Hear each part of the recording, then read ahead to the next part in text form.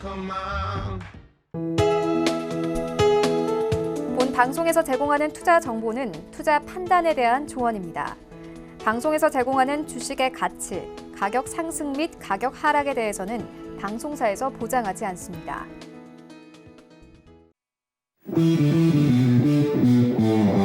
안녕하세요. 해외 선물의 신 시즌3 김성희입니다. 간밤에 미증시는 다시 한번 랠리를 펼쳤습니다. 미중 갈등 우려에 장 초반에는 하락세를 보였지만 마이크론 테크놀로지가 실적 가이던스를 올려잡으면서 시장의 반등에 성공했습니다. 이런 가운데 미국의 압박에도 불구하고 중국 의회는 홍콩 국가보안법을 거의 만장일치에 가깝게 오늘 통과를 시켰습니다. 자, 이런 부분들을 오늘 함께 짚어드리도록 하고요. 지금 미증시는 상승 흐름을 보이고 있습니다. 큰 폭의 상승은 아니고 0.1에서 0.2%가량 3대 지수 상승을 보이고 있는데요. 나스닥 같은 경우는 지금 플러스권과 마이너스권 오가면서 등락을 거듭하고 있는 모습입니다. 조금 전에 발표된 실업수당 청구 건수가 점점 줄어드는 추세에 있으면서 이 경기 개선에 대한 기대감을 안고 있습니다. 이런 상황에서 오늘은 또 금융주들이 좋은 흐름을 가져가면서 이런 모습을 나타내고 있고요. 자, 오늘도 이 시간 통해서 시장 흐름 확인해 보시고 매매 전략들도 챙겨가 보시기 바랍니다. 1시간 동안 많은 내용들 전해드릴 텐데요. 더 자세하게 궁금하신 부분들은요. 전화번호 023153-2611, 2612번으로 전화 주시거나 문자번호 샵 0082번으로 문자 보내주시면 안내해드리도록 하겠습니다. 또 해외 선물의 신은 유튜브로도 함께 하실 수 있는데요. 유튜브 검색창에 서울경제TV 검색하시면 라이브 방송 보실 수가 있고요. 또 실시간으로 채팅창에서 소통하실 수 있으니까요. 많이 참고해 보시기 바랍니다. 참고로 저희 방송에서 제공하는 정보는 투자 판단에 대한 조언일 뿐 해당 상품의 가치와 수익률 보장하지 않습니다. 그리고 해외 선물의 신은 자본시장통합법 준수하고 있습니다. 1:1 투자 상담과 유사 수신행위, 무인가 영업행위 등 모든 불법 사항들 엄격하게 금지하고 있다는 점 알려드리도록 하겠습니다. 그럼 목요일에 해외 선물의 신 힘차게 출발해 볼 텐데요. 오늘 함께할 분들 소개해 드릴게요. 오늘은 황금연모 트레이더 그리고 준 차장님과 함께합니다. 두 분 어서 오세요. 네, 반갑습니다. 자, 이렇게 목요일에 저희 시청자분들이 가장 좋아하는 조합이 아닐까 싶은데요. 먼저 우리 연모 트레이더님 인사 부탁드릴게요.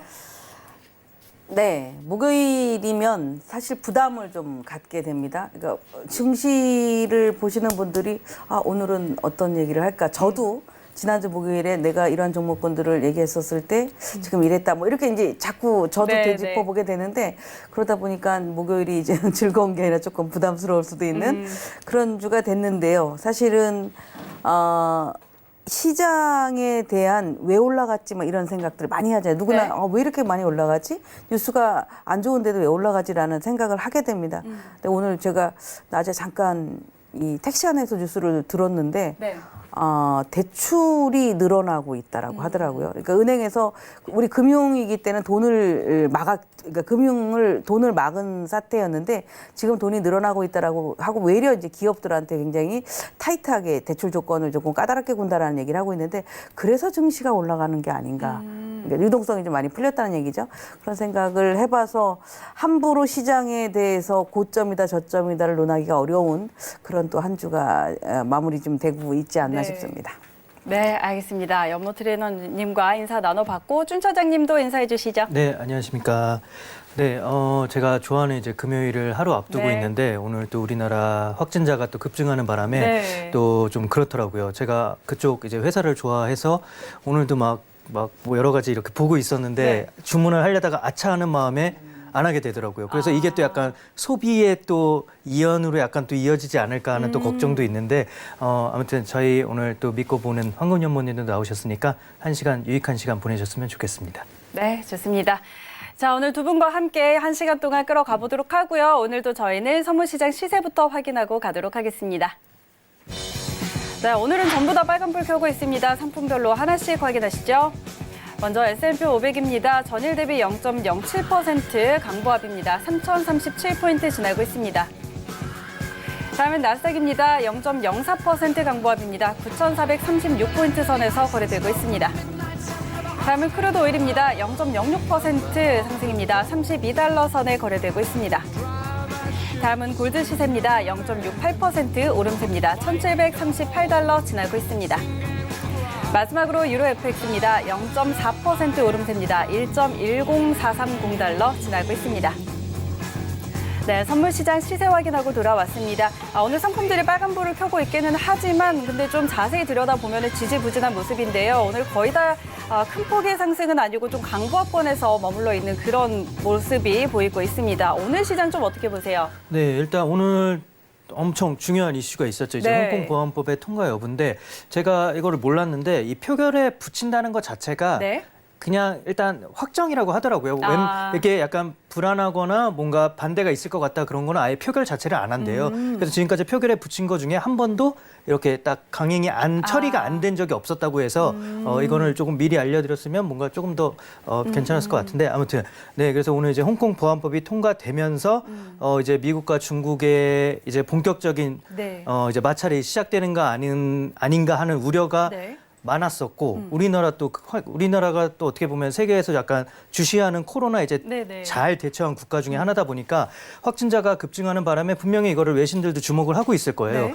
근데 그런 거 치고는 증시가 참 잘 버티고 있다는 그쵸. 생각이 드는데 오늘 또 지표들 뭐 미국 GDP라든가 네. 지표도 좀 안 좋게 나왔잖아요. 네네. 그래서 저는 크게 하락은 아니더라도 분명히 하락세로 좀 모양을 보일 것 같다고 이렇게 예상을 했었는데 아직까지는 뭐 이렇게 약간 혼조세를 보이고 있는 네네. 모습이어서 조금 뭐 불안하긴 한데 그래도 네. 오늘은 조금 하락 쪽을 결국은 가지 않을까 일단 그렇게 저는 생각을 하고 있습니다. 이따 조금 더 자세한 얘기는 나눠보면 네네. 좋겠습니다. 네. 알겠습니다. 그러게요. 표결에 붙였지만 딱 한 표의 반대가 나왔죠. 그리고 네. 거의 이제 만장일치로 통과가 됐는데 사실 이런 부분들이 오늘 시장에 좀 굉장히 크게 영향을 미칠 것 같다라는 예상을 했었는데 그렇게 또 영향을 많이 미치지는 않는 것 같습니다. 지금 3대 지수 같은 경우에는 좀 보합권에서 좀 등락 거듭하고 있는 모습인데요. 잠시 후에 저희 조금 더 자세하게 들여다보도록 하고요. 외신센터 먼저 연결해서 지금 전해주고 있는 소식들 전해 듣고 가도록 하겠습니다. 안녕하세요. 외신 해결사 이수연입니다. 현재 뉴욕 3대 지수가 혼조세를 걸어가고 있죠. 처음에는 혼조세로 출발을 했다가 3대 지수 모두 상승을 했다가 지금은 다시 나스닥이 하락 전환하면서 혼조세를 다시 한번 겪고 있는 양상입니다. 먼저 다우존스 지수가 0.24% 상승해서 25,608포인트를 지나가고 있고 S&P 500 지수도 0.16%, 3,041선을 지나가고 있습니다. 나스닥 지수는 0.06% 소폭 하락해서 9,406포인트를 지나가고 있습니다. 3대 지수 모두 강보합권, 약보합권에서 움직이면서 지금 좀 눈치 보기 장세가 이어지는 것으로 보이는데요. 함께 뜬 속보를 보시면 처음에는 좀 반짝 상승 출발을 했다가 지금은 상승분을 다우존스 같은 경우는 소폭 반납을 하고 지금 3대 지수 모두 보합권을 흘러가고 있다고 말씀을 드렸습니다. 이 실업수당 청구 건수가 발표가 됐죠. 212만 건이 뜨면서 예상치였던 205만 건보다 상회한 흐름을 보여줬습니다. 거기다가 미국의 1분기 GDP 지수 역시 4.8%가 떨어질 거라는 예상치와는 다르게 5.0%가 떨어지면서 이 GDP 지수도 그렇고 실업수당 청구 건수도 그렇고 예상치보다 모두 상회한 결과를 발표하면서 지표가 좀 악화된 흐름을 보여줬습니다. 이에 대한 이슈뿐만이 아니라 이 중국 전인대에서 홍콩 국가보안법까지 통과를 시키면서 여러 가지 이슈들이 시장에 지금 악재로 작용을 할 것이라고 예상을 했지만 아직까지 유동성 공급이 시장을 좀 지지해주고 있는 모습이고요. 자세한 속보는 지금부터 자세하게 들어보도록 하겠습니다. 첫 번째 뉴스부터 확인해 보시죠. 네, 중국의 전인대 전체 회의가 오늘 폐막을 했습니다. 가장 눈여겨봤던 포인트가 바로 홍콩 국가보안법에 대한 재정 강행이었죠. 반대표가 단 한 표가 나오면서 거의 만장일치에 가깝게 이번 법안이 통과가 됐습니다. 리잔수 전인대 상무위원장은 이번 폐막식에서 홍콩의 국가 안보를 위한 법적 제도와 집행 체계를 완비하는 결정이 내려졌다. 이는 일국양제를 견지하고 보완하는 중대한 조치다라고 강조했습니다. 이번 홍콩 국가보안법은 이번 홍콩에 정보기관을 세워서 반중국 행위를 막는 내용을 골자로 하고 있기 때문에 홍콩 내에 지금 민주화 운동이 거의 1년 가까이 이어지고 있습니다. 이런 민주화 시위가 이제는 대규모 시위 자체는 이제는 중단이 될 것으로 보이고 아마 이 홍콩의 민주화 자체에 굉장히 치명적인 타격이 입힐 것으로 보입니다. 이 미국은 이에 대해서 홍콩의 특별 지위 박탈 그리고 홍콩 자치권 조사 같은 초강수 카드를 내밀 것으로 보입니다. 이에 따라서 미중 간의 치열한 공방이 예상되고 있죠. 지난해 1차 무역 전쟁은 정말 애교 수준으로 지나갈 것이라는 분석도 나오고 있습니다. 미국이 내놓을 또 다른 제재, 이 홍콩 보안법 제정에 참여한 관료와 기업들에 대해서 무역을 제한할 수도 있고요. 미국 내 중국 자산을 동결할 수도 있고 또 비자를 제한할 수도 있다는 분석들이 줄지어 나오고 있습니다. 다만 이 트럼프 대통령의 지지 세력의 상당수가 금융 재벌인 점과 지금 미국과 중국 양국 모두 코로나로부터 충격에 벗어나지 못했기 때문에 이런 상호 공격들이 좀 제한적이지 않을까 하는 분석들도 나오고 있습니다. 아무래도 미국이 중국을 좀 크게 공격하면 중국 시장에 지금 외국 자본이 크게 들어가 있기 때문에 트럼프 대통령의 재선에도 좋지 않을 것으로 보입니다. 자세한 흐름들은 조금 더 뒤에 파악해 보도록 하고요. 또 한 가지 문제가 있습니다. 바로 환율 문제인데요. 미국과 중국 간의 전면 충돌 우려가 고조되면서 중국의 위안화 가치가 사상 최저치로 떨어졌습니다. 어젯밤 홍콩 역외 시장에서 위안화 가치가 7.1964 위안까지 떨어지면서 2010년도에 홍콩 역외 시장이 개설한 이후 사상 최저치까지 떨어진 수준입니다. 심지어 미중 환율 정쟁이 고점이었던 이 작년 9월에 찍었던 저점보다도 더 떨어진 수치로 오늘 발표가 난 건데 마크 챈들러 수석 분석가가 미중 갈등이 향후 몇 달 안에 완화될 것으로 보이지 않는다라고 말하면서 지금 불확실성이 너무 커졌고 중국 내에서 안전자산인 달러화 가치가 높아지면서 자연스럽게 위안화 가치가 더욱더 하락했다라고 분석하고 있습니다. 그간 또 위안화의 급락 기준으로 여겨졌던 이 1달러당 7위안을 넘는 상황이죠. 포치. 이 포치 기준이 원래는 7위안 정도였는데 지금 이 제목에서 보시는 것처럼 이제는 7.4위안까지 올라갈 수도 있다는 분석이 또 함께 제기되고 있습니다. 이렇게 미중 난타전이 장기화된다면 우리나라를 비롯해서 일본, 호주, 싱가포르 같이 미국과 중국의 경제 의존도가 높은 국가들을 역시 그 충격을 고스란히 옮겨받을 것이라는 분석이 있기 때문에 양국 간의 행보를 집중적으로 살펴보시는 것이 좋겠습니다. 네, 다음 소식은 국제 유가 소식인데요. 양국 간의 갈등이 이번에는 국제 유가의 새로운 변수로 떠오르고 있다고 합니다. 국제 유가가 그동안은 러시아의 감산 확대 반대, 그리고 유로존 경기 침체 우려, 또 미 석유 재고 증가 등 다양한 이슈들 때문에 하락세를 걸어왔는데요. 이번에는 미중 갈등의 골이 깊어지면서 추가적인 하락 우려가 나오고 있습니다.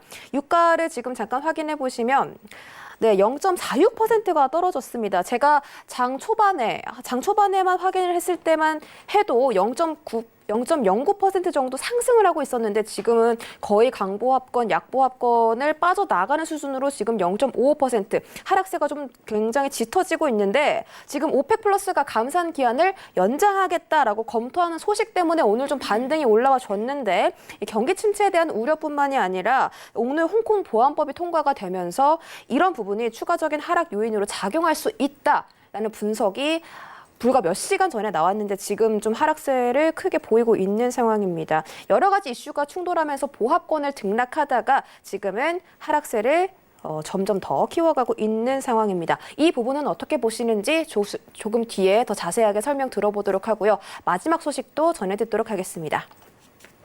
리처드 클라리라 연준 부의장에 이어서 이번에는 존 윌리엄스 뉴욕 연은 총재까지 이 수익률 곡선 제어 정책을 고려하고 있다고 언급하면서 연준이 이제는 새로운 정책을 또다시 내놓지 않을까 하는 기대감이 올라가고 있습니다. 윌리엄스 총재가 어제 인터뷰를 가졌는데 5월부터 6월이 경제의 저점이 될 것이다 라고 말하면서 올해 하반기에 경제에 중대한 반등이 있을 것이다 라고 예고했습니다. 경제를 지원하기 위해서 모든 가능한 도구를 이용할 것이다 라고 언급하면서 이 수익률 곡선 정책도 고려하고 있다고 말한 건데요.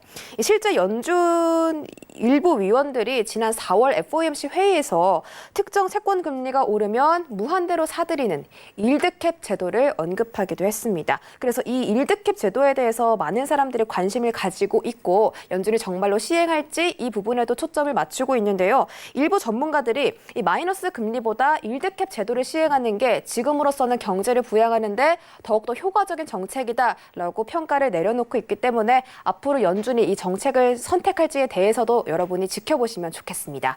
여기까지 외신 소식들 전해드렸고요. 오늘은 황금유머 트레이더님과 준 차장님 모셨습니다. 지금 만나보시죠. 네, 좋습니다. 글로벌 경제 이슈들 확인하고 돌아왔습니다. 오늘 두 분과 함께 트레이딩 타임 진행해 보도록 할 텐데요. 자, 오늘은 이렇게 또 다양한 소식들이 전해지고 있는데 과연 이 뉴스들이 시장에 얼마나 영향 미치고 있는지 살펴보도록 하겠습니다. 자, 먼저 S&P 500부터 살펴보도록 하겠습니다. 일봉상으로 전일 대비 0.13% 상승하고 있는 흐름인데요. 자, 현재 구간에서의 두 분의 방향 확인해 보도록 하겠습니다. 업앤다운 들어주시죠. 하나, 둘, 셋. 두 분 다 매도 의견 주셨네요. 먼저 우리 연무 트레이더님 전략부터 확인할게요. 사실 매도 의견을 내기는 했는데 네. 이 매도를 구체적으로 무엇 때문에 매도다라고 말하기 되게 어렵습니다. 왜냐하면 우리가 볼 수 있는 건 지금 뭐 계속해서 들려오는 뉴스는 안 좋잖아요. GDP도 그렇고 뭐 경제 성장률도 지금 뭐 홍콩 보안법 이런 것도 그렇고 다 안 좋은데도 불구하고 골자는 어떻게 보면은 미국이 뭐 중국하고 어떤 제재를 하겠다라고 해더라도 우리 그동안에 약세를 보았었던 뭐 관세에 대한 문제 이런 얘기가 구체적으로는 없거든요. 그러다 보니까 증시는 증시가 시간이 지나면 당연히 경제가 좋아질 거니까 증시는 선반영했다 이렇게 볼 수 있는데 지금 제가 매도로 고민을 하다가 들은 것은 그냥 기술적인 분석 하나밖에 없습니다. 지금 쭉 찾아봤는데요. 그냥 그대로 이어가도 되죠? 네. 우리 지금 제 화면을 조금 크게 해놨는데 물론 이제 이런 그래프로 거래는 할 수 없습니다. 이 봉 하나는 180분짜리거든요. 보통 우리가 일봉을 보고 판단하기 되게 어렵습니다. 그래서 그렇다라고 해서 23시간, 23시간 거래라는 것을 뭐 60분 봉으로 막 쪼개서 하기도 어렵고 그러다 보니까 그냥 하루치를 한 3개 정도 이런 식으로 나눠봤었을 때에 나오는 현상인데 이 상승, 그러니까 이동평균선의 상승을 타고 올라갔었던 시간이 5월 18일부터 앞전에는 이제 계속 상승을 했다가 좀 조정을 보였다가 올라가고 그랬었는데 이번에는 5월 18일부터 올라온 흐름이 굉장히 깁니다. 쭉 긴 상태에 제가 기술적으로 볼 수밖에 없다라고 말씀을 드렸는데 지금 이제 이 시간으로 본다면은 캔들이라는 것은 횡보라고 하죠. 같은 가격대에서 계속 유지하고 있다면은 그게 횡보입니다. 물론 3,000을 돌파했기 때문에 사람들의 심리는 이제 강세장으로 갔어. 이렇게 안심을 하는 이제 일부의 투자자들이 있는 반면에 또 많이 올라온 건 3,000은 부담스러워라는 투자들도 나타날 거다라고 보여지는데 현재 흐름을 보면은 거의 2개, 6개째의 같은 가격대에 움직이거든요. 그러니까 가격의 변화가 없으면 횡보가 길어지면 고점에서 횡보가 길어지면 야 여기서 더 갈 거야라는 어떤 힘보다는 차익 실현 매물에 대한 욕구가 좀 커지지 않을까 이런 관점에 그냥 보조 지표를 갖다가 적용을 제가 CCI라든가 이런 걸 적용을 해봐도 아직 어떠한 조정의 그림자는 없지만 오늘 같은 경우 이렇게 시간이 지날수록 월말이죠. 우리가 그러니까 윈도우 드레싱이 해당되는 월말에 해당이 되기 때문에 어쩌면 버티고 있는 게 아닌가라고 보여져서 결국에는 뭐 횡보가 길어지면 조정이 나오지 않겠냐라는 의견에 저는 매도를 드렸습니다. 네, 알겠습니다. 자, 지금 좀 횡보하는 흐름 속에서 지금 횡보 구간이 좀 이어지다 보면은 조정이 나오지 않을까 하는 측면에서 매도 의견 드렸고요. 자, 그렇다면 준 차장님은 어떻게 보세요? 네, 일단 조금 긍정적인 부분을 말씀을 드리면은 네. 그 UBS라고 이제 유럽 제2 최대 은행인데 네. 그쪽에서 이제 예상을 하기를 원래 이제 미국에서 회사채 매입 규모를 한 7,500억 달러 정도를 하겠지라고 예상을 했는데 그 규모가 한 1,000에서 2,000 요 정도 사이 정도로 그 정도만 매입하면 될 것 같다고 예측을 바꿨어요. 그게 지금 회사채 시장이 되게 안정적으로 되고 있거든요. 원래는 그 회사채 매입을 하겠다라고 연준이 발표할 때만 해도 국채와 회사채의 스프레드가 5%포인트 이상 났었는데 네. 지금은 2% 정도로 줄었다고 하더라고요. 이 정도면 엄청 3%포인트면은 사실 엄청 큰 포인트거든요. 네. 그래서 그 정도로 빠르게 좀 회사채 시장이 안정을 찾아서 연준에서 이렇게 예상했던 것만큼 7,500억 정도의 규모를 들일 필요 없어도 이미 시장은 안정화됐다. 그래서 일단 회사채 시장은 조금 안정이 됐다는 게 약간 긍정적인 뉴스인데 안 좋은 뉴스로 이제 가보면은 일단 백신이 안 나옵니다. 백신이 이게 제가 이렇게 뉴스를 봤는데 지금 요 수두, B형 간염, 에볼라 요 세 개만 백신이 나왔고 지금 사스, 뭐 요즘 최근에 가장 최근 걸로 하면 사스랑 메르스인데 사스는 2003년에 발병을 해서 2020년까지 이제 계속 백신 개발을 하다가 결국은 포기했어요.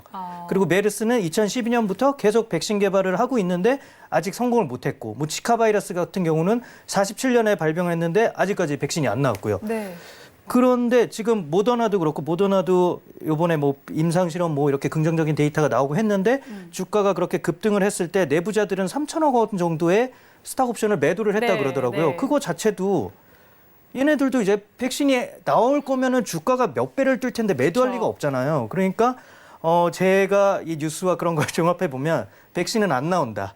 네, 그래서 이거 너무 암울한데 백신이 그러니까 저희 예상보다는 훨씬 더 오래 걸릴 여지가 있고 일단 백신에 이렇게 지금 막 이런 바이오 이런 제약 회사들이 계속 이렇게 뭐 백신 실험에 뭐 이렇게 들어갔다 뭐 이러면서 주가가 급등하고 이런 게 이제 좋게 보이지 않더라고요, 이제는.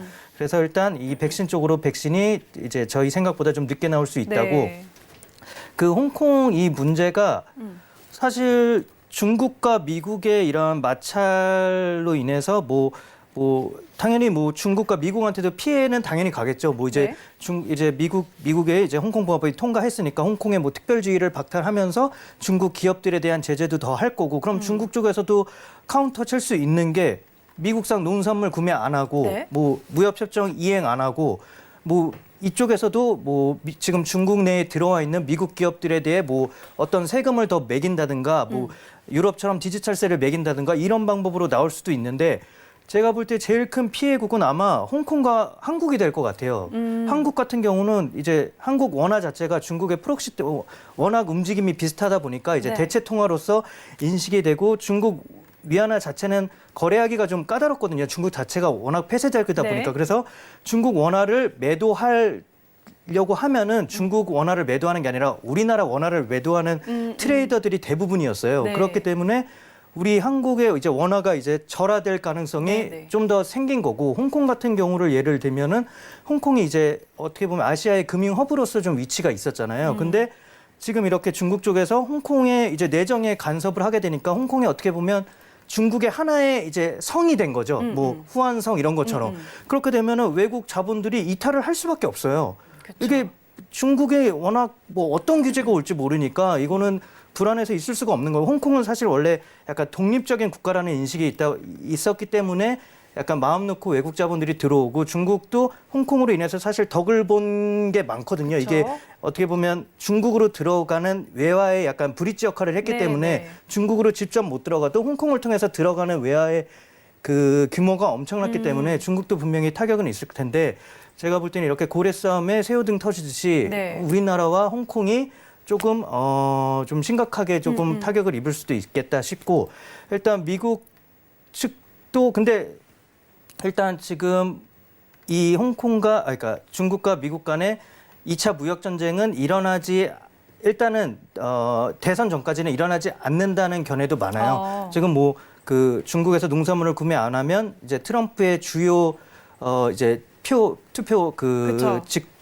뭐라 그러죠? 유권자, 표밭이, 네. 표밭이 이제 팜벨트이기 때문에 분명히 이 구매를 안 하면 이쪽 자기의 그 표밭이 약해지는 그런 게 네. 있기 때문에 그렇게까지 뭐 진짜 무역 전쟁으로 가지는 않을 것이다라는 의견도 많은데 일단 이런 긴장감만으로도 저는 이제 우리나라와 홍콩은 조금 피해가 가지 않을까 그래서 약간 지금 이거 뭐 미국 증시와는 별개로 저는 그냥 저희 한국 주식과 이런 네. 거를 좀 염려해서 좀 약간 발언을 한 건데 일단 그 이런 무역 마찰로 인한 긴장감이 사실 증시가 가파르게 오르다 보니까 빌미를 찾고 있었잖아요. 어떻게든 뭐 너무 올랐는데 이거 계속 들고 가도 되나 이런 불안감이 있을 시기에 마침 이런 무역 마찰을 일으킬 만한 이제 홍콩 보호법이 통과가 됐기 때문에 네. 이게 어떻게 보면 하나의 빌미로 작용해서 어느 정도의 조정을 줄 수 있지 않을까. 그래서 네, 매도로 들었습니다. 네. 네, 알겠습니다. 자, 일단은 뭐 미국과 중국이 벌이고 있는 이런 마찰 때문에 증시가 조정받을 뭐 이런 재료로 좀 작용을 한다 이런 의견이시고, 근데 한 가지 또 궁금한 게 트럼프 대통령은 그럼 올해 재선을 네. 이제 해야 되는데 본인 그렇죠. 입장에서는 그렇죠? 그렇죠. 그런데 그거에 도움이 될 게 없는데 그의 의중은 무엇일까요, 도대체? 이게 지금 전과는 조금 달라진 게 미국인들의 중국인에 대한 반감이 과반수가 넘었잖아요. 네, 네. 그러니까 이런 공격을 하는 게 어떻게 보면 표를 얻을 수도 있어요. 네. 그게 그러니까 전에는 이런 트럼프의 행보에 너무 독단적이다, 너무 이런 보호무역주의는 안 좋다 이런 식으로 약간 비판을 하는 게 많았는데 지금은 그런 비판보다는 약간 그런 거를 원하는 국민들이 일단 반이 넘었다는 거를 보여주는 거니까 이거는 전과는 조금 상황이 달라진 걸 수도 있어서 네, 어떻게 보면 진짜로 조금 무역 전쟁이 시작될 수도 있고 네. 그래서 조금 더 지켜봐야 할 것 같습니다. 네, 알겠습니다. 자, 이렇게 지수 선물 정리해 보도록 하겠습니다. 다음은 크루드 오일로 바로 넘어가 보도록 하죠.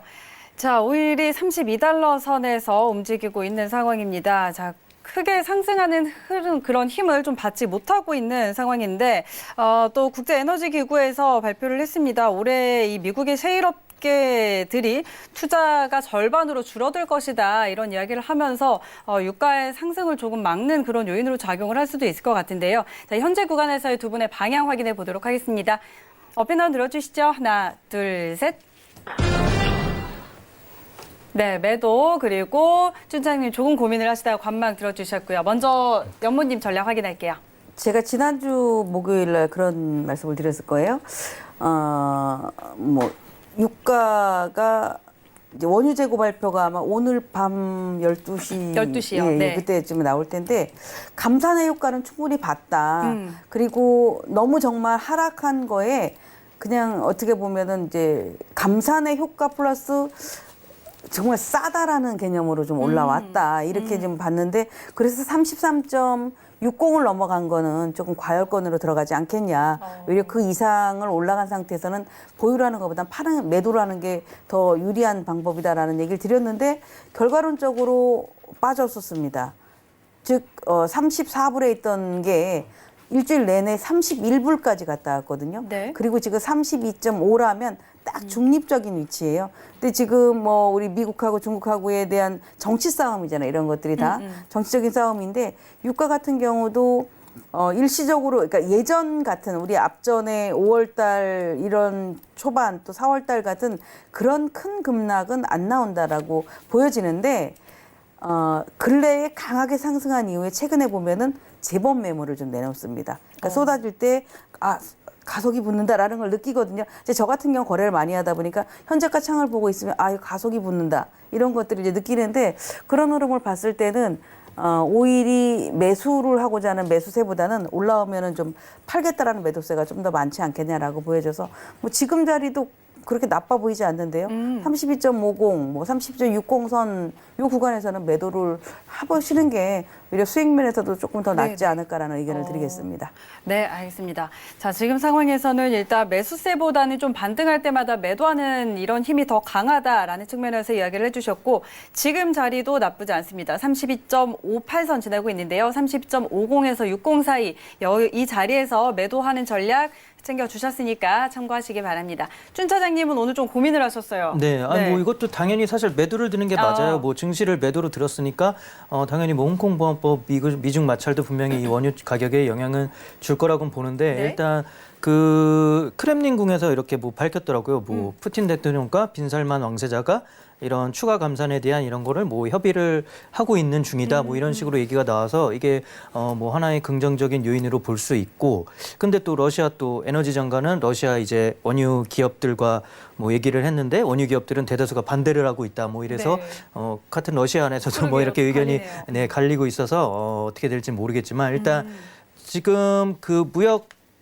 마찰도 사실 상황을 좀 봐야 돼요. 미국에서 이제 오늘이나 내일 중에 이제 그 어떻게 대처하겠다라고 분명히 네, 트럼프가 또 트위터나 뭐 어디에 분명히 그렇죠. 얘기를 할 거란 말이에요. 그래서 그거에 따른 거에 대해 이렇게 방향성은 좀 갈릴 듯하긴 한데 아까도 말씀드렸듯이 일단 그 셰일 기업들의 자본 지출이 반으로 줄었다. 뭐 네. 그런 얘기 있었잖아요. 그게 단기적으로는 어떻게 보면 악재로 작용할 수 있는데 네. 저는 그게 길게 보면은 좋은 거거든요. 어떻게 보면은 원유 그런 채굴 설비 뭐 이런 거에 대한 그 지출을 줄이는 거니까 생산량 네, 자체도 네. 줄어들 수가 있다는 거예요. 그래서 조금 길게 보면 이런 거는 원유 수요를 지탱해 줄 만한 요소인데 일단 단기적으로는 저는 지금 너무 불안한 그 미중과의 관계 이게 가장 클 것 같고 지금 아직 합의되지 않고 있는 그 7월에 이제 추가 감산 여부 이거에 따른 또 의견이 계속 이견이 있기 때문에 네.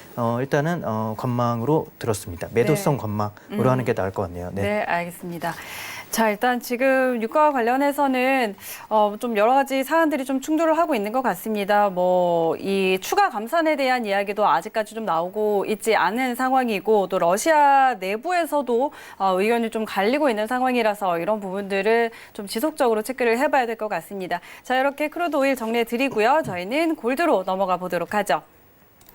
네, 골드는 빨간 불을 켜고 있습니다. 지금 1,738달러까지 다시금 좀 올라와 있는 상황인데요. 자, 어제는 1,700달러 선이 조금 무너졌었죠. 자, 현재 구간에서의 두 분의 방향 확인해 보도록 하겠습니다. 업앤다운 들어주시죠. 하나, 둘, 셋. 두 분 다 매수 의견 주셨습니다. 연모 트레이더님 전략 먼저 확인하죠.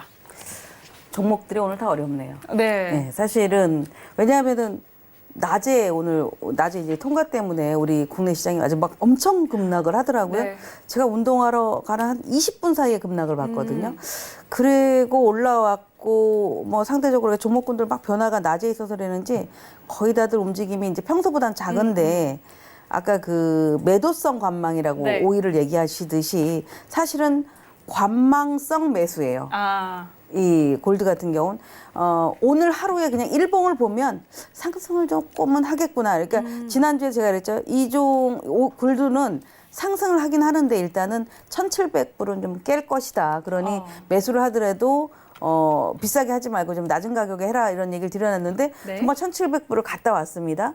그리고 지금 1,740불, 38불대에 놓여 있지만 이게 지금 저항이에요. 그러니까 S&P가 만약에 오늘 진짜 가기가 힘들어. 왜냐하면 아침 11시에 형성되었었던 S&P 가격이 지금 11시가 지난 이 12시간 동안에 제자리 거래만 하고 있거든요. 그러면 트레이딩을 한 사람들은 그거를 올려야겠다는 생각을 안 한단 말이에요. 그런 것처럼 골드 같은 경우는 S&P가 만일에 강하게 쏟아진다면 골드는 상대적으로 조금 올라가지 않을까 이런 흐름들을 좀 예상해 볼 수 있고 반면에 달러가 강세를 보이게 되면 골드 같은 경우도 올라가는 거가 너무 제한적일 수 있다. 네. 요즘에 최근에 이제 그런 흐름 때문에 못 가고 있는데 오늘 이렇게 요 며칠 동안에 급락을 했다가 어저께 새벽이죠.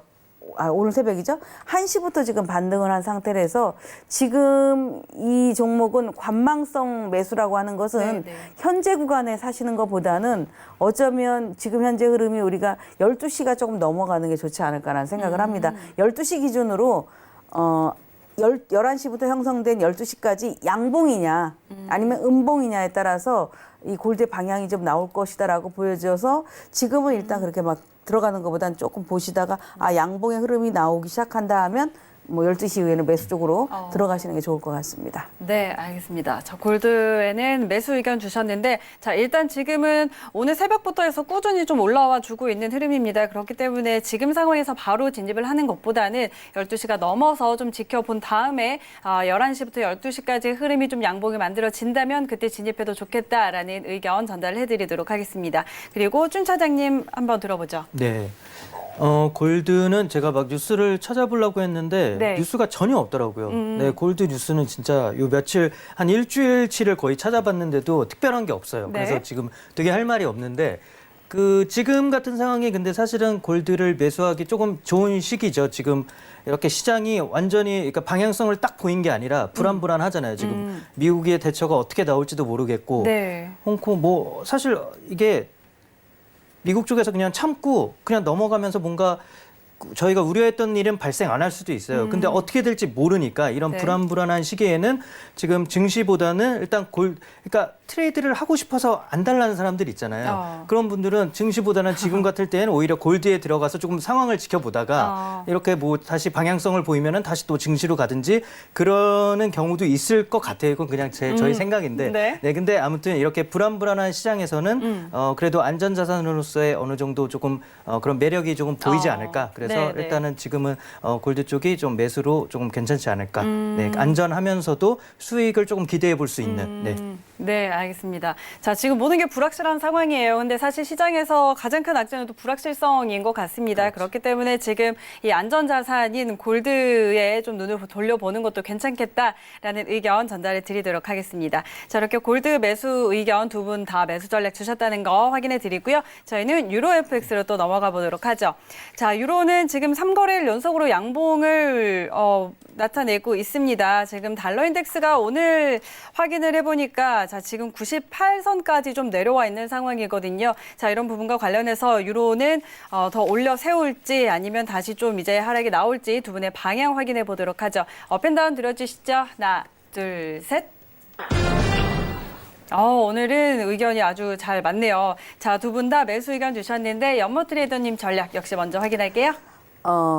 지난번에 이게 지금 이제 달러 대비 유로가 강세라는 네. 얘기란 말이에요. 근데 달러 인덱스가 최근에 100달러를 넘었다가 이제 급하게 네. 내려오면서 유로가 초강세를 보이고 있는데 오늘 같은 경우도 달러가 약세를 보이면 사실은 달러가 강세를 보이면 주식시장도 힘든데 지금 달러가 약세를 보이니까 주식시장도 크게 안 빠지고 있고 달러 약세 덕분에 외려 유로 같은 경우 급등을 하고 네. 있거든요. 근데 문제는 자, 이 달러가 연속적으로 계속하는 것보다 요 화면만 제가 한번 잡아볼게요. 뭐 광고가 있는데 어쩔 수 없을 것 같습니다. 이게 지금 2시간짜리 달러 그래프입니다. 이 네. 화면이. 그러니까 뭐 좁혀놓은 건데 이 앞에 저점이 거의 이제 98.7이에요. 그러니까 봉 하나가 2시간짜리를 놓고 봤었을 때에 이 달러 인덱스가 엄청나게 지금 보시게 되면 엄청나게 빠졌죠. 이렇게 네. 빠졌습니다. 이렇게 빠졌기 때문에 이 빠진 상태를 보면은 앞에 저점을 깼거든요. 그러니까 앞에 저점, 똑같죠. 우리가 지금 주가를 봤었을 때 앞에 고점을 뚫으냐, 앞에 저점을 깨느냐라는 것처럼 달러 인덱스도 우리가 거래하는 대상은 아니지만 흐름을 봤을 때 이렇게 그 큰 그림을 본다면 앞에 저점을 깼기 때문에 추가 하락이 나오고 상대적으로 유로는 급등을 할 수밖에 없는데 그래서 얼마를 더 갈 수 있는가를 놓고 본다면 이렇게 되어 있거든요. 지금 현재가 이 무렵 때하고 우리가 이제 코로나 때문에 쉽게 말해서 코로나 때문에 달러가 급등하기 시작한 때입니다. 여기에 지금 절반 정도 내려와서 만일에 이 달러가 다시 여기까지 내려온다면 우리가 뭐 백신이 나와서 시장이 뭐가 뒤바뀌었다는 얘기잖아요. 네. 근데 아직 그게 없거든요.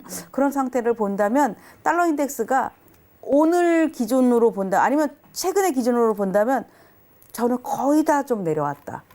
여기서 막 추가적으로 막 급락하는 거는 조금 어렵다라고 보여져서 거의 다 내려왔다라는 걸로 보여지고 있고 그러니 현재의 유로라든가 이런 종목은 어떻게 되겠습니까? 상승이 이렇게 무한 상승을 했겠죠. 자, 이 무한 상승을 했었을 때에 지금 이 상태에 내가 유로를 들고 있다면 어저께도 얼마든지 변동을 줬거든요. 이런 상태는 매수는 매수인데 추격 매수를 해서는 수익이 안 나는 구간이 됩니다. 오히려 잘못해다 꼭지에 정말 걸려서 야씨 황금년 뭐 지난주에 나와서 얘기를 했는데 기관 매수했더니 손해봤다라는 얘기가 나올 수도 있어요. 그래서 매수를 추격은 하지 마시고 달러 인덱스랑 정말 철저히 비교를 하시되 조금은 과열이 되어 있고 달러 인덱스는 과매도가 되어 있고 네. 유로는 약간의 그 과열권에 들어가 있기 때문에 매수를 하긴 하되 저는 이제 기술적으로만 얘기를 해드리고 있는데 네. 조금 좀 조심스러운 매수를 좀 해야 되지 않겠는가 이런 의견을 드리겠습니다.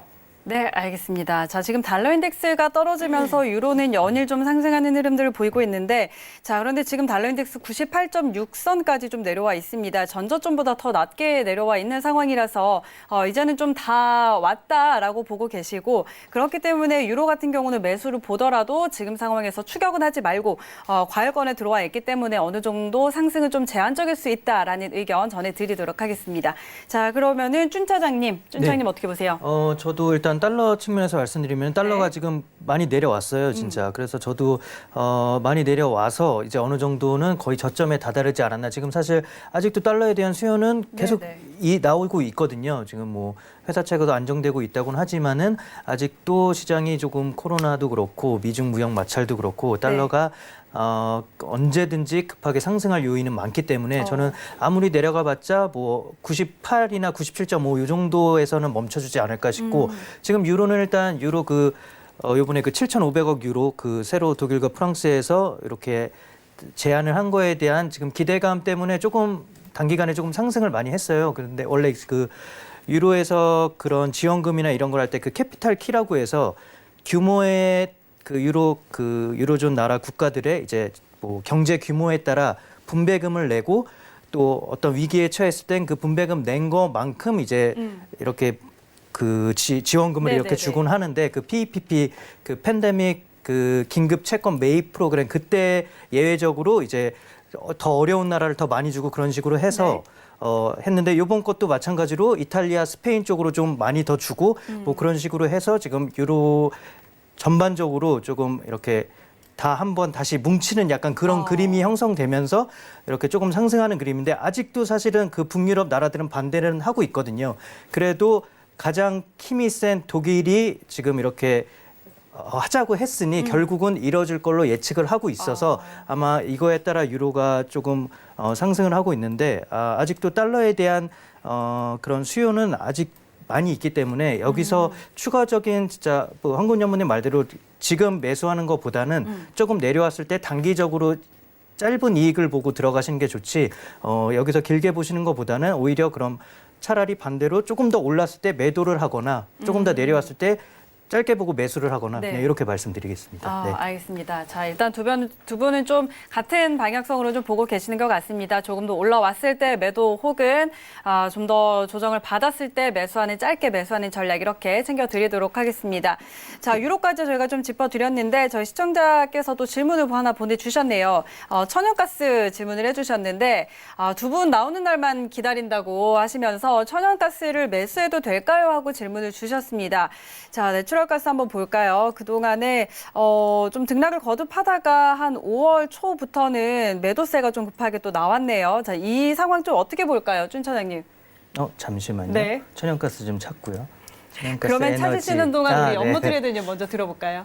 이제 그 개인 트레이더들의 함정은 네. 싸니까 그러면 유가 쌀 때 좀 유가를 사셨어야지. 그 천연가스보다 증거금이 뭐 비싸서 그러시는지 모르겠지만 사실 원래 그 하락하는 종목군들은 이제 에너지과에 해당되는 거가 우리가 에너지라는 것은 산업이 잘 돌아가지 않음으로써 공급과 수요에 있어서 공급은 많고 수요가 적었던 겁니다. 그래서 공급을 맞추려고 감산을 했던 게 우리가 이제 최근에 보면 오일의 영향이었는데 그렇게 봤기 때문에 천연가스가 올라갈 수 있는 게 없었다는 얘기죠. 그러니까 우리 주식할 때 그런 얘기를 하죠. 주도 업종이 있고 주가 있잖아요. 네. 자, 주도 업종이 IT다라고 한다면 IT에서 삼성전자가 주도주가 되진 않거든요. 삼성전자의 시가총액이 클 뿐이고 외려 뭐 삼성전기라든가 또는 뭐 관련된 뭐 하이닉스라든가 이런 특정한 종목이 더 치고 나가는 것을 주도주다라고 하는데 네. 우리가 에너지 관련 종목군들을 놓고 봤었을 때 우리가 가장 많이 거래하는 게 크루드 오일은 이 에너지 관련 업종에서는 주도 업종의 주도주란 말이에요. 그럼 내추럴가스 같은 경우는 주도주가 될 수가 없거든요. 네. 결국에는 정말 내려가서 먹을 게 없어 하면은 들어가서들 살 수밖에 없는 그런 입장이다라고 보여져서 사실 거래도 그렇게 탐탁치가 않습니다. 거래량도 작고 그래서 저는 뭐 이게 싸니까 사도 되지 않을까요라는 정말 싸니까 사도 되지 않을까요라는 것처럼 어리석은 매매는 저는 없다고 생각하거든요. 네네. 그래서 저는 반대 의견을 좀 드리겠습니다. 알겠습니다. 이렇게 단호하게 좀 반대 의견을 주셨고 준 차장님은 좀 어떻게 보세요?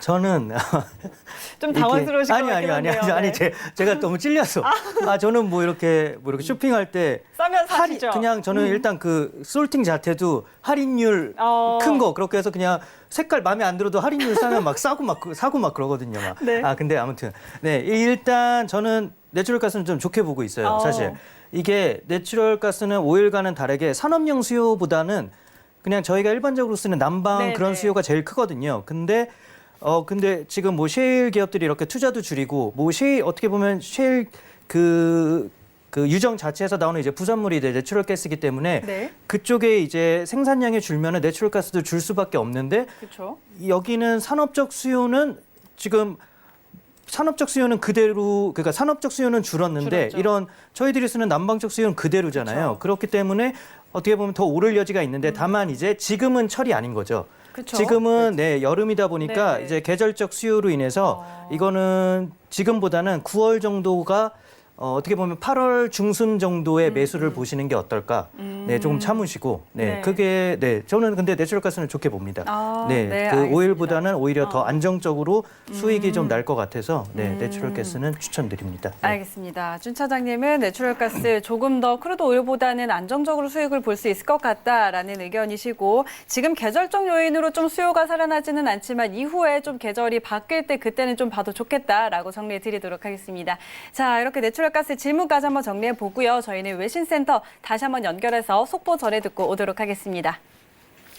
네, 현재 전해지는 속보 좀 알려드릴게요. 현재 뱅크 오브 아메리카 CEO 브라이언 모니안이 미국 경제가 코로나 바이러스 전염병과 관련된 셧다운에서 회복되기 시작했다. 이 홀, 구멍으로부터 벗어나고 있다라고 주장했습니다. 지금 증시가 바닥을 터치했다고도 해석을 해볼 수가 있겠는데요. 일단 이 기사를 살펴보시면 4월에는 지수가 총 30% 정도 하락을 했지만 이번 달 5월 달에는 5%에서 10% 정도만 하락을 했기 때문에 이런 의견을 제시한 것으로 보이고 또 모니언 회장이 이 팬데믹으로 인한 실업률에도 불구하고 뱅크 오브 아메리카의 대출 부문, 신용카드와 직불카드 사용 내역을 보니까 수백만 가구가 소비와 지출을 이뤄냈다고 말했습니다. 보통 이렇게 경제가 악화되고 있어서 저희가 생각하기에는 이 소비 심리가 좀 악화되면서 경제가 안 돌아가지 않을까 이런 부분이 또 침체에 영향을 미치지 않을까라고 생각을 했는데 이 모니언 회장이 기록을 살펴보니까 생각보다 소비와 지출이 많이 늘어난 게 아니라 생각보다는 지출과 소비가 이루어지고 있다라고 설명을 한 겁니다. 그리고 지금 경제 재개방에 대한 기대감 때문에 이번 주가 증시를 좀 받쳐줬고 수요일에는 S&P 500이 200일 이평선을 터치하고 내려왔으니까 아마도 4월이 저점을 터치한 게 아닐까라고 조심스럽게 예상을 한 주장을 제가 전해드려봤고요. 이런 부분도 여러분들 미니 S&P 500이나 다른 지수 트레이딩에 참고하실 때 도움이 많이 되셨으면 좋겠습니다. 그리고 달러 인덱스 이야기도 잠깐 해볼 텐데요. 미국의 실업 쇼크가 진정이 됐고 점점 되어가고 있고 또 이 위험 자산 선호 심리가 좀 더 커지면서 이 달러 인덱스가 하락세를 겪고 있다는 보도가 나왔습니다. 전문가들은 지금 많은 사업체가 이미 재개방을 하고 있다. 디즈니나 보잉 같은 큰 기업들도 점점점 리오픈을 하고 있고 또 단기적으로는 실업수당 청구 건수가 이런 이유 때문에 계속 줄어들 것이라고 예상을 했습니다. 실업수당 청구 건수가 줄어들면 당연히 안전자산 선호 심리가 살아나면서 달러화에도 추가적인 약세가 예고될 수 있겠죠. 하지만 경제 회복은 그렇게 단기적이지 않을 것이다. 좀 오래 걸릴 것이다라고 예측을 한 부분이 있기 때문에 어느 정도 달러와 약세가 단기적으로는 이루어질 수 있다고 말했고 지금 조금 더 밑으로 내려보시면 이 1분기 GDP 악화된 지수와 4월 내구재 수주가 계속해서 약세를 보인 점도 이 달러 인덱스에 영향을 미쳤다고 말했습니다. 여기 조금 더 내려보시면 보시는 것처럼 98.78선, 이 98.78선이 깨지면 추가적인 하락이 이어질 수 있다라고 이 기사에서는 분석을 하고 있는데 현재 달러 인덱스는 0.43% 하락한 98.64달러 선에서 거래가 되고 있습니다. 이런 부분도 참고를 하시고요. 달러 트레이딩 하시기 바랍니다. 여기까지 속보 전해드렸습니다. 네, 속보 다시 한번 전해 듣고 돌아왔습니다. 자, 이제 마칠 시간이 됐는데요. 우리 마지막으로 이제 연모님 말씀 한 말씀 들어볼까요? 네. 뭐 매번 트레이딩을 하면 저는 사실 한 번도 쉬운 적이 없다 이런 생각을 합니다. 그렇게 오랜 시간을 했는데도 그러니까 시장이 만만치 않다라는 얘기거든요. 제가 이제 국내 시장도 거래를 하고 해외 시장도 거래를 합니다. 근데 오늘 해외 시장의 돈을 다 빼서 국내 선물에 갖다 뒀어요. 왜냐하면 해외를 보는데 이건 100% 깨질 것 같은 거야. 들어가서 내 생각대로 안 움직일 것 같은 거예요. 네네. 그래서 이러면 이제 우리 습관적으로 거래를 하다 보면은 자꾸 푸시를 하잖아요. 그래서 외려 우리 아까 홍콩하고 한국이 가장 피해다라고 했었을 때 엊그저께도 그렇고 주가의 움직임이 좀 나왔거든요. 그러니까 약간씩 방어를 해본다면 이 시장은 우리가 가서 먹을 곳이 얼마든지 있다는 얘기죠. 이렇게 수평 이동을 한 번씩 해보면서 한국 시장, 아시아장이라고 볼 수 있죠. 아시아장이 어떤가에 보고 다시 또 뭐 징검다리를 넘겨가 보면 이 흐름도 집착하지 않고 좀 따라갈 수 있지 않을까라는 생각을 해보고 있는데 어쨌든 저의 방식이지만 어려울 땐 한번 빼는 게 좋겠다 이런 의견을 저는 먼저 좀 드리고 싶습니다. 네, 알겠습니다. 자, 오늘 연모 트레이더님과 이렇게 함께 하셨는데 그런데 뭐 마지막이 이제 마칠 때가 됐는데요. 저희 조금 전에 이제 트럼프 대통령이 또 트위터에다가 큰 소식은 아닌데요. 그냥 전 세계가 중국으로부터 매우 나쁜 선물을 받았다 이렇게 또 언급을 했는데 슬슬 이제 좀 뭔가를 하려고 시동을 거는 것 같기도 하고요. 그렇죠. 이제 우리의 아마 새벽이면 또 네, 한마디 나올 또 뭐가 거예요. 나오겠죠. 네네. 네. 알겠습니다. 자, 두 분 여기서 보내드리도록 하겠습니다. 오늘 말씀 고맙습니다. 네, 자 오늘 연모 트레이더님과 함께 하셨는데요. 황금연못 트레이더님 더 만나고 싶으신 분들은요. 포털 사이트에 황금연못 검색하시면 만나보실 수가 있습니다. 참고해 보시기 바랄게요. 참고로 저희 방송에서 제공하는 정보는 투자 판단에 대한 조언일 뿐 해당 상품의 가치와 수익률 보장하지 않는다는 점 다시 한번 알려드리도록 하겠습니다. 오늘 준비된 내용은 여기까지고요. 저희는 내일 다시 돌아오겠습니다. 고맙습니다. Watch from far away, but you always knew that you'd be the one to work while they all play. And you'd lay awake at night and scheme. 본 방송에서 제공하는 투자 정보는 투자 판단에 대한 조언입니다. 방송에서 제공하는 주식의 가치, 가격 상승 및 가격 하락에 대해서는 방송사에서 보장하지 않습니다.